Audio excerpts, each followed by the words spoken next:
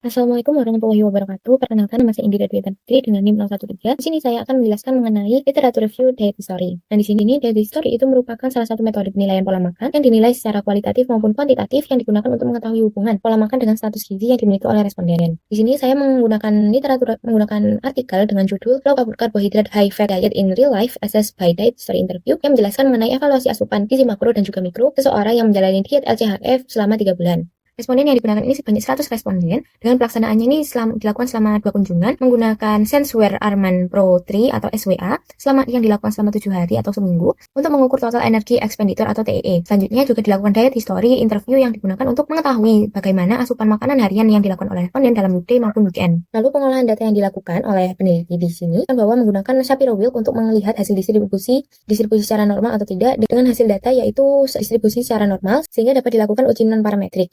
Lalu dilakukan juga pada Men Whitney U yang digunakan untuk mengelompokkan berat badan stabil. Di sini hasilnya berat badan stabil ini memiliki FIL atau food intake level yang lebih tinggi dibandingkan dengan kelompok berat badan turun. Nah, lalu pada pengolahan data menggunakan Wilcoxon-Sign-Rank Test ini digunakan untuk melihat peringkat dari asupan energi yang dikonsumsi oleh responden. Nah, asupan energi yang dilaporkan ini secara signifikan itu lebih rendah dibandingkan dengan TEE atau total energy expenditure dikarenakan memiliki p-value kurang dari 0,001 sesuai dengan hasil uji normalitas yang ada. Lalu, di sini saya juga menggunakan artikel dengan judul Administering a Combination of Online Dietary Assessment Tools, the Automated Self-Administered 24-Hour Dietary Assessment Tool, and Diet History Questionnaire 2 in a Cohort of Adults in Alberta's Tomorrow Project. Dalam artikel ini itu menjelaskan bahwa dilakukan evaluasi kelayakan penggunaan kombinasi dari dua instrumen yaitu 24-hour food recall dan juga diet history dengan penilaian diet berbasis website. Responden yang digunakan ini sebanyak 331 responden dengan dilaksanakan sebanyak 4 kali untuk pengisian ASA 2016 dalam 12 minggu sehingga dan juga menggunakan website yang berisi dengan diet history assessment atau diet history questionnaire 2 secara 1 kali dengan periode waktu konsumsinya ini dilakukan selama 1 tahun terakhir. Lalu pengolahan data yang dilakukan pada artikel ini adalah menggunakan sistem NSA24 ini menghitung asupan energi, makronutrisi, mikronutrisi, dan juga komponen tambahan. Selain itu pada metode DHQ2 ini menilai frekuensi konsumsi dalam sehari hingga bulan dan ukuran porsi sebanyak 134 item makanan dan 8 item suplemen dari responden. Nah, pengolahan data yang dilakukan adalah menggunakan Wilcoxon-Sign-Rank untuk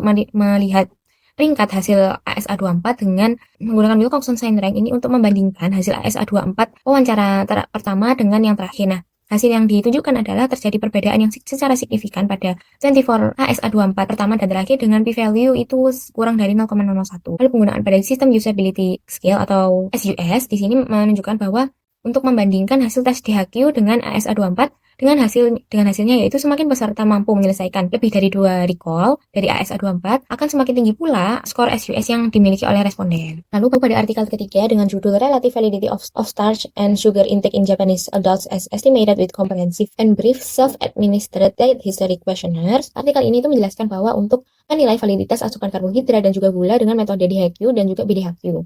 Nah, responden yang digunakan ini sebanyak 184 responden dengan rincian 96 responden wanita dan juga 96 responden laki-laki. Nah, pelaksanaan yang dilakukan ini dilakukan dengan cara DHQ ini ditampilkan sebanyak 150 item makanan yang lebih rinci dibandingkan BDHQ yang hanya menampilkan sebanyak 59 item makanan. Dengan pengumpulan data yang dilakukan ini dilakukan sebanyak 16 hari, yaitu 3 hari kerja dan 1 hari di akhir pekan selama 4 minggu. Pengolahan data yang dilakukan pada artikel ini adalah daftar asupan yang telah dilaporkan ini akan dihitung asupan energinya, karbohidrat, dan juga gulanya sesuai dengan standar tables of food composition in Japan. Pengolahan data yang dilakukan adalah menggunakan Shapiro-Wilk yang di mana menghasilkan sebagian besar data ini tidak terdistribusi secara normal yang dibuktikan dengan p-value itu hanya sebesar kurang dari 0,05.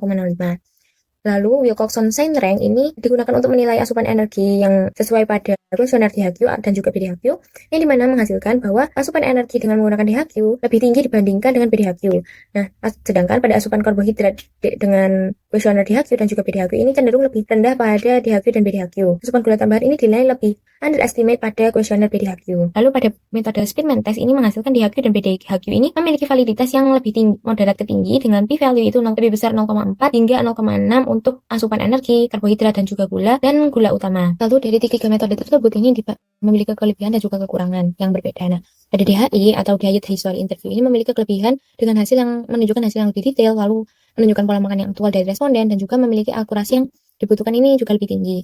Nah, namun kekurangan yang dihasilkan pada DHI ini itu membutuhkan waktu yang sangat lama dikarenakan membutuhkan wawancara secara mendetail pada responden, lalu risiko overestimate dan underestimate yang hampir tinggi.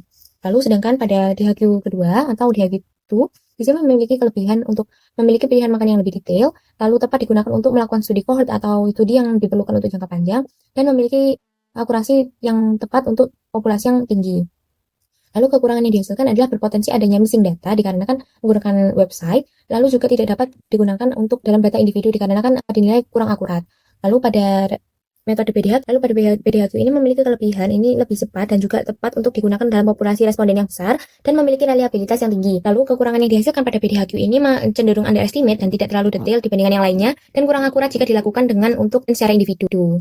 Lalu pada validitas dan reliabilitas yang dihasilkan dari ketiga metode tersebut ini menghasilkan bahwa DHI ini memiliki validitas yang lebih tinggi dibandingkan yang lainnya dengan berhasil menggambarkan kebiasaan pola makan responden itu dengan secara akurat dan juga stabil. Reliabilitas yang dimiliki oleh DHI ini juga memiliki reliabilitas yang baik dikarenakan dilakukan wawancara ini oleh ahli gizi yang sama. Lalu pada DHQ kedua ini memiliki validitas yang valid dan juga layak untuk dilakukannya studi cohort atau studi epidemiologi. Reliabilitas yang dihasilkan pada metode DHQ kedua ini menghasilkan